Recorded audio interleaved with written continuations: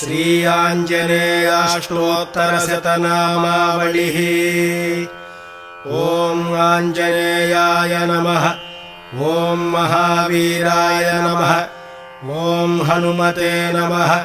ॐ मारुतात्मजाय नमः। ॐ तत्त्वज्ञानप्रदाय नमः। ॐ सीतादेवी मुद्राप्रदायकाय नमः। ॐ अशोकवनिकाच्छेत्रे नमः। ॐ सर्वमायाविभञ्जनाय नमः। ॐ सर्वबन्धविमोक्त्रे नमः। ॐ रक्षोविध्वंसकारकाय नमः। ॐ परविद्यापरिहाराय नमः। ॐ परशौर्यविनाशनाय नमः। ॐ परमन्त्रनिराकर्त्रे नमः। ॐ परयन्त्रप्रभेदक